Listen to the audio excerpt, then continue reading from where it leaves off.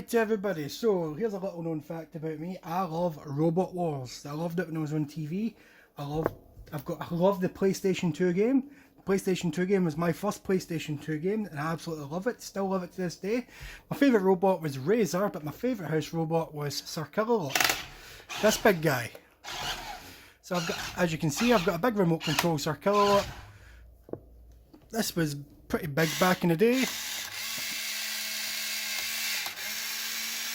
He can open and shut his claws, he can move backwards and forwards, he can spin on the spot, he's great. Absolutely love this robot. So, let me just move him over here. Could have just better turn the remote control off so he's not going to accidentally go off. So, the reason this video exists, well the reason I'm doing this video is because I've got this little friction Killalot too. I've had these since I was a kid.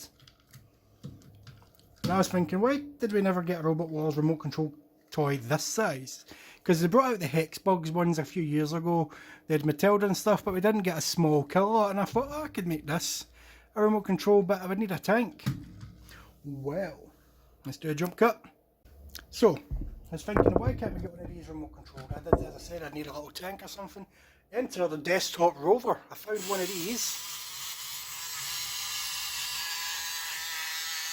Found that in a charity shop for 50p. So it's a little desktop Rover from plantraco.com. So they can't buy these anymore. Like I've tried to find another one on the internet. It's a simple little tank toy. It's surprisingly robust. It's got a little infrared shooting motion, so you've got another one of these you can have a match. But I thought, why can't I combine that with this and make my own little remote control Sir Killalot?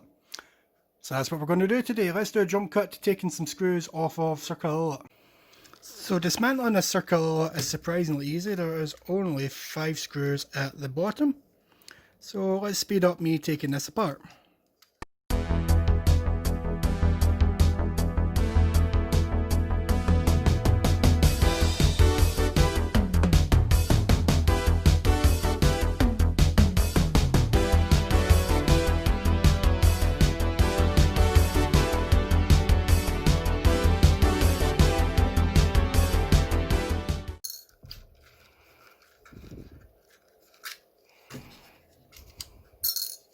So we've got this off, so as you can see the little friction motor's still in there, so this is perfectly good, so we'll just set that to the side. Don't really need it anymore. So still another piece for us to take off, but this keeps getting in my way. Can I take this off in the meantime? No, I cannot. So let's continue taking screws off.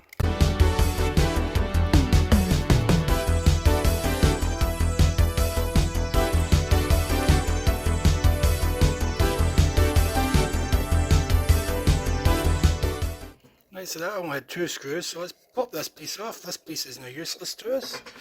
So as you can see, Killalot is pretty much bare underneath, so I'm just going to turn these so we can set that to the side. So we've got these big screw pipes here. So my plan is to sit Killalot onto there, but we're going to have to remove these screw pipes. So that's where my Dremel comes in. So let's do a jump cut to me cutting these bits down. And I will also replace the Dremel sound with some music because this thing is mega loud.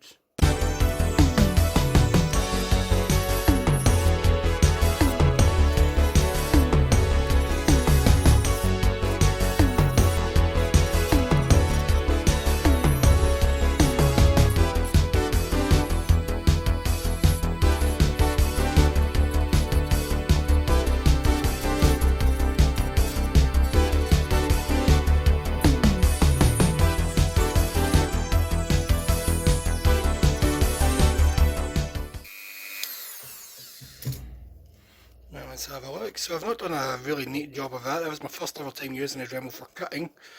So let's just see how it looks so far. We'll neaten it up as we go along. So yeah, it's definitely getting there. Definitely getting there. So just a few more steps to, let's do a jump cut.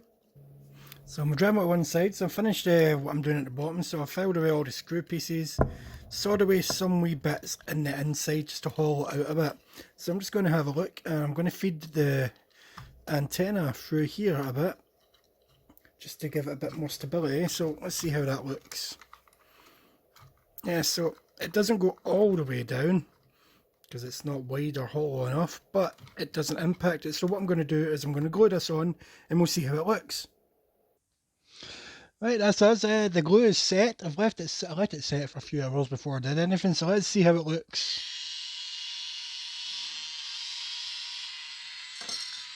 Yep, so there we go. Got a little mini remote control for Killalot. It looks pretty decent. Obviously the colours don't blend. The colours do not blend, it's a bit noisy. I can't control the arms, but you can't do that on the bigger one anyway. The only thing you control is this opening and shutting, but this one's still got a little snapshot action that you can... So let's have a closer look at it. I'll just set the remote down. So let's have a look. So he's a bit higher up than I wanted him to be honest. He's quite high. So this blue is quite a lot lighter than that blue. So I might paint this so it blends in a bit more of this blue, this really dark blue. So I fed the antenna up through there. So that big one does have a small antenna. It's a lot harder to see because this one's bright. So this can still come on and off, so you can switch his weapon, but I may just glue that in because it does come out quite easily. So yeah, so I'm pretty chuffed with how this has turned out, if I'm honest. I've got my own little remote control circle. It may just sit in the background from now on. Yeah, he can judge everything that's going on in my videos. So he can do his signature spin really easily. He can tackle any obstacle just about.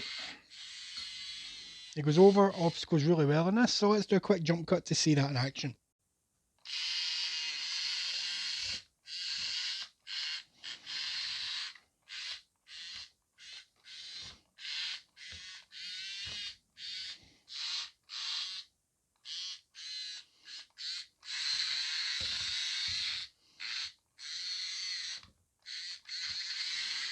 So yeah, he does go over obstacles really well. He is quite noisy. It's my only drawback.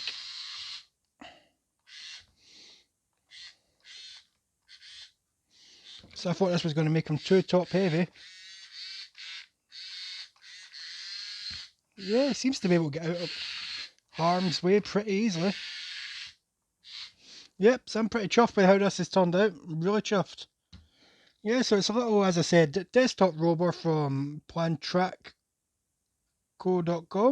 Found this in a charity shop. I stuck my Killalot to it. These Killalots are quite easily found on eBay, so if you've got one of these desktop Rovers, it's an easy little build for you, and you've got your own little Robot Wars robot. It's pretty funky. Yeah, so I'm quite chuffed how that's turned out. And as always, if you liked the video, hit the thumbs up. If you have not subscribed and you'd like to see more videos like this, hit the subscribe button. Or share the video with your friends if you liked it and you think they would enjoy it.